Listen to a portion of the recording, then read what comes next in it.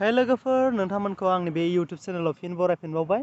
नोंथांमोना गोदानबा आंनि चेनेलखौ साबस्क्राइब खालाम, लोगोसे बेल आइकनावबो थुनानै हो जाहाथे आं गोदान भिडिअ होयोब्ला नोंथांमोना आपडेट मोननो हायो।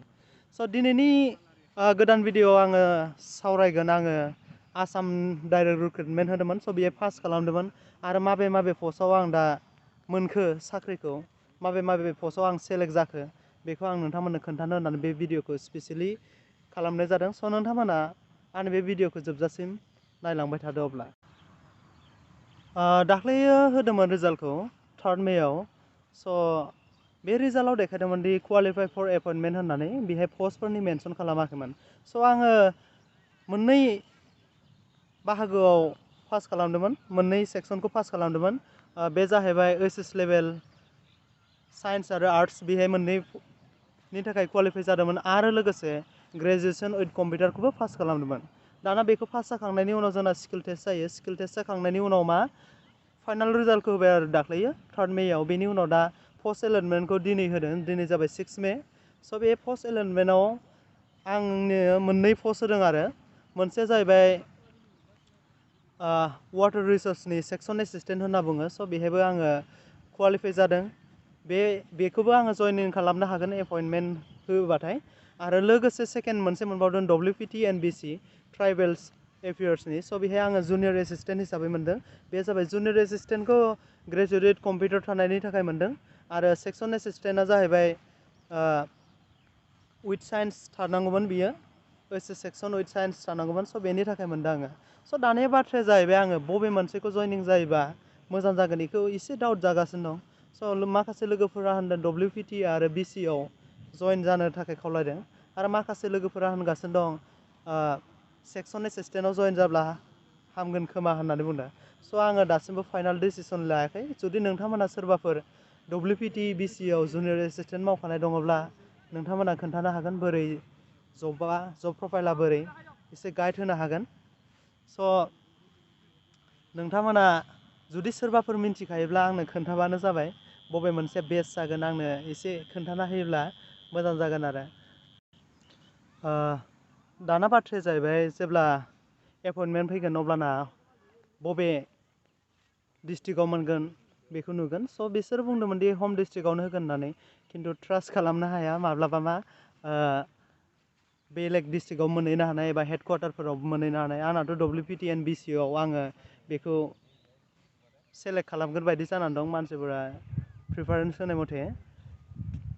दाना आङो बेखौ नायग्रोनोसै माबे डिस्ट्रिक्टआव मोनो बेखौ नायग्रोनोसै।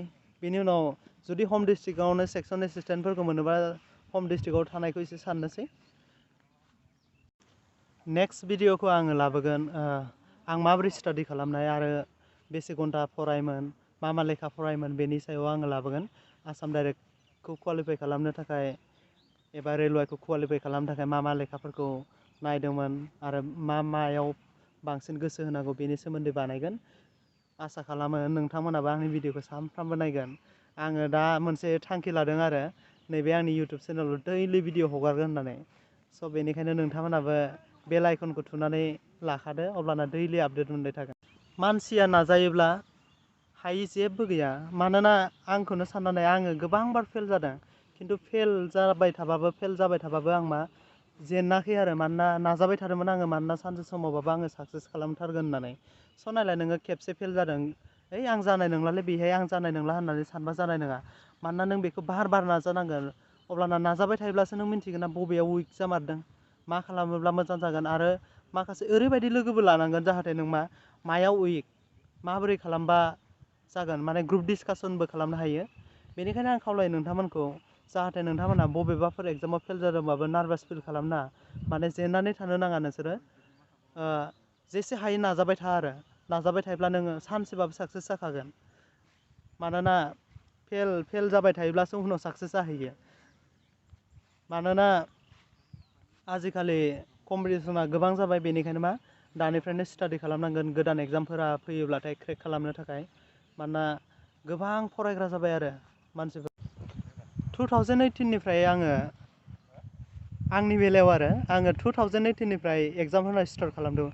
फार्स्ट एग्जाम होदोंमोन आङो पन्सायतनि, नाथाय बेहाय मा जादों फेल जादों एसे माबाबो जादों आरो बेखौ आं बुंथ'ला बेहाय फेल जाखांनानै आङो नेक्स्ट टाइम आङो 2018आवनो रेलवेनि एग्जाम फैदोंमोन रेलवेनि थाखाय एसे प्रिपेयार खालामबाय बाट बेहायबो फेल आं मोनदोंमोन बे 2018नि रेलवेनि एग्जाम ग्रुप डिआनोमोन आरो बेयो स' बेहाय आं मोनदोंमोन 14 ना 49ल' बाट काट अफआ थांदोंमोन 57 बेहाय फेल जादों बेनिफ्राय गोबां एग्जाम होदों माने खिन्थु फेल ओमफ्राय लास्टआव थाङै थुङै 2022 आंनि थाखाय ओरैबायदि लाकि आरो माने बे बोसोराव आं माने 2022आव मोनथाम एग्जाम माने मोनथाम जबखौ मोननो हादों आरो एग्जामा मोनथामानो क्रेक खालामदोंमोन आं मोनथाम एग्जामखौ क्रेक खालामदोंमन स' मोनथामाव मोनथाम साख्रिबो मोननो हाबाय आरो फार्स्टआ जाहैबाय रेलवे बेनि उनाव जाबाय आसाम ग्रेड 3 ग्रेजुवेट लेभेलनि आरो मोनसेया जाबाय एस हायार सेकेन्डारि लेभेलनि साइन्स आरो आर्टस दानिया नालाय आं नोंथांमोनखौ बुङो दिनैनि भिडिअखौ बारा गोबाव लाबोनो सानला आङो